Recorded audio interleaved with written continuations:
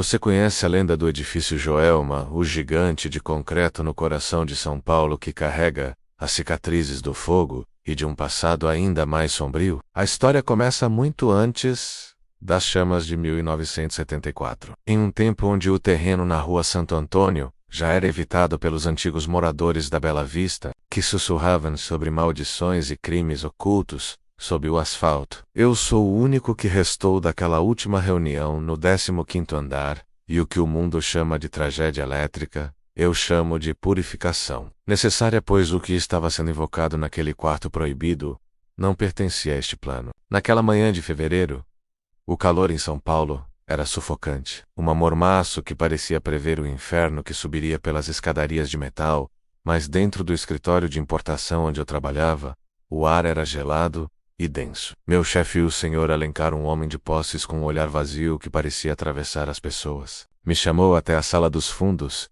um anexo que não constava na planta original do prédio e que todos os funcionários evitavam. Ele segurava um cálice de metal oxidado e me disse com uma voz que raspava como lixa que a grande ascensão ocorreria naquele dia, e que eu, por ser o mais jovem e limpo de pecados mundanos, deveria testemunhar a abertura do portal. O quarto proibido era revestido por tapeçarias pesadas que abafavam o som do trânsito caótico lá fora, e o cheiro de enxofre misturado com alfazema criava uma atmosfera nauseante que me fazia querer correr para a Praça da Bandeira e nunca mais olhar para trás. No centro do cômodo, 7 homens vestidos com ternos caros, mas descalços, e com as testas marcadas por cinzas pretas, formavam um círculo em torno de um buraco escavado diretamente no concreto do piso, revelando a estrutura de ferro do edifício. Eles não rezavam para santos conhecidos, ou pediam proteção. Eles entoavam cânticos em uma língua que parecia o estalar de ossos quebrados, enquanto Alencar derramava um líquido viscoso e escuro pelas frestas das paredes, dizendo que o Joelma era o altar perfeito, por estar construído sobre o sangue de outrora. De repente as luzes de neon do teto começaram a oscilar, e um estalo seco ecoou pelo corredor.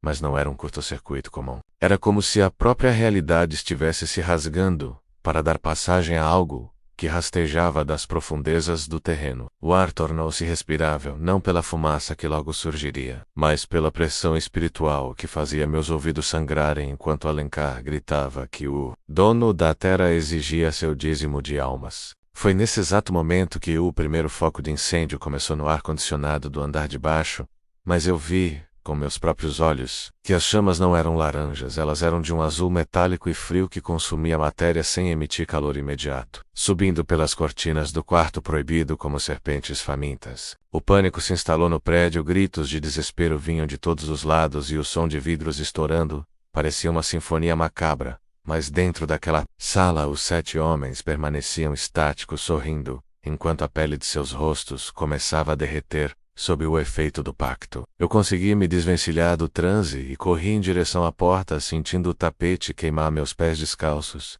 enquanto ouvia Alencar rir e dizer que o fogo era apenas o véu que esconderia a verdade do mundo para sempre. Ao chegar ao corredor, o cenário era de guerra. O corredor estava tomado por uma fumaça preta e espessa, que carregava vozes de pessoas que já haviam morrido anos antes. Misturando o presente com o passado sangrento daquele solo maldito, consegui alcançar a escadaria de incêndio, que já estava em brasa, e desci saltando degraus enquanto via pessoas desesperadas se jogando das janelas, preferindo o abismo ao abraço daquelas chamas sobrenaturais, que pareciam ter vontade própria. Cada vez que eu olhava para trás, via vultos negros caminhando calmamente entre as labaredas, recolhendo algo que não era físico das vítimas que caíam, como se estivessem colhendo uma safra de dor planejada há décadas. Quando finalmente atingi o térreo e saí para a rua coberto de fuligem e com os pulmões ardendo, olhei para o topo do edifício e vi, por um breve segundo, o quarto proibido brilhando com uma luz que não vinha do fogo,